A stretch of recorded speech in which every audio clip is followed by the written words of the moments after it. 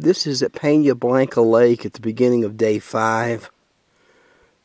The road, Ruby Road, runs out here. And there's a dirt road leading up to a place called California Gulch, famous for the five-striped sparrow that I'll never see because the van and my scooter won't work this road.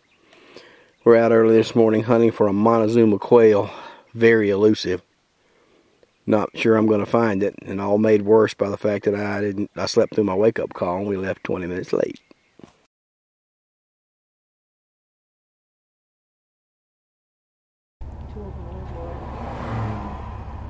Small group of black vultures at a kill site. Pretty rare to see them on the ground. They're bigger than you think when they're down. Another place in Arizona where people come to is the Keno Springs Resort.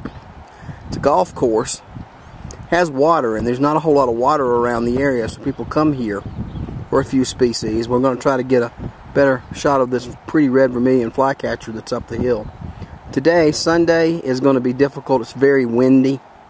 We already missed on the Montezuma quail at the last stop I shot video. Today may be a difficult one. This is a distant view of a snowy egret at Keno Springs Golf Course.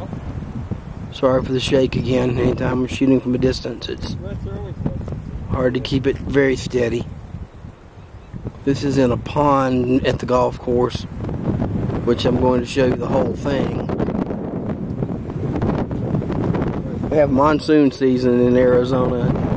Last year it didn't rain. It was called the non-soon. I assume this pond would be much bigger, much more full of water if they had the monsoon, but as the only water around in a very dry area, it can draw birds in. Well, in this hole, although I missed it going in, is a red shafted variety of the flicker that we have at home that's yellow shafted at home.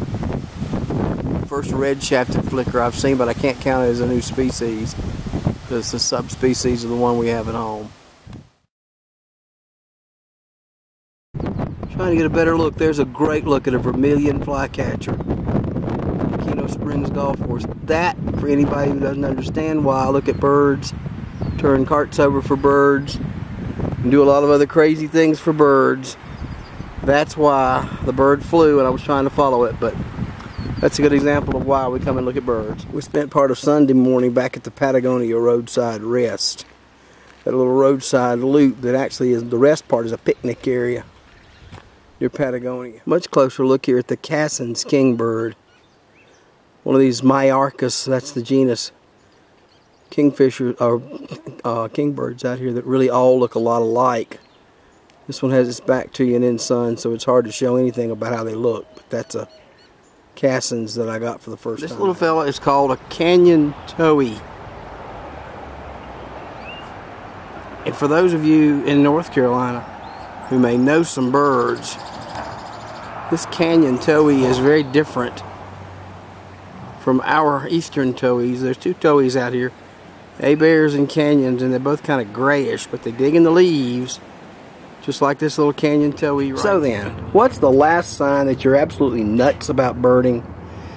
Well, you rent this van for 10 days at a pretty big expense because you need it for your scooter.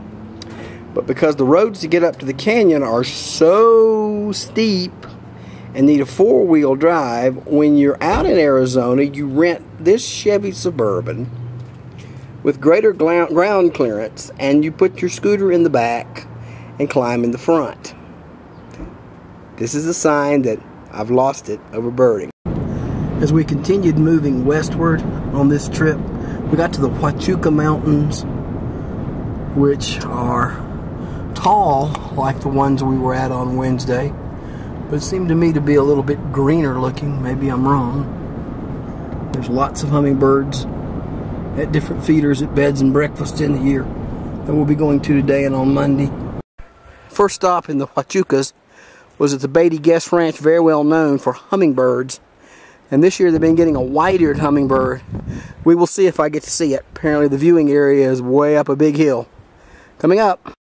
Okay, this is what's happening at the Beatty's. Way up a hill is about 6 or 7 feeders. We have already seen the white-eared hummingbird. It comes in about once every 20 minutes. But it's up a big incline that we foolishly tried to get up because we thought we could get past those rocks, and we can't get past those rocks. Here comes Brett Ewald, the birder, the man.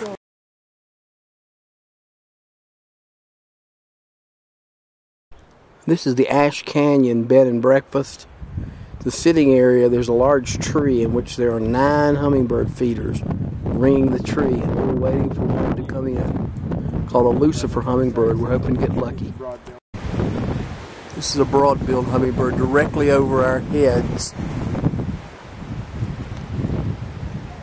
Broad-billed hummingbird. He sat there for quite a while. Bright orange bill, or bright orange bill. Get the autofocus working here, and there he went. Male and female black-chinned hummingbirds at the same feeder, swinging back and forth. Male and female black-chinned. This is an Anna's hummingbird. This afternoon I've been able to see.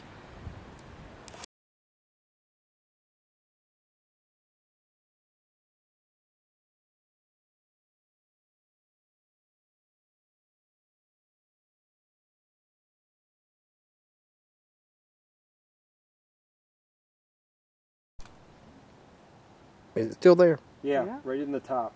It's right at the top. He loves that flower, hon. Yep. Lucifer hummingbird. Lucifer. You think so? Oh, we definitely.